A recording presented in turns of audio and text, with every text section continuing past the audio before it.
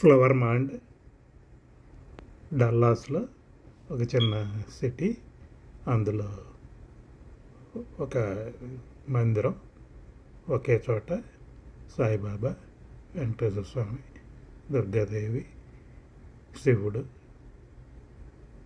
వినాయకుడు, ఇతర దేవుళ్ళు అందరూ ఉన్నారు.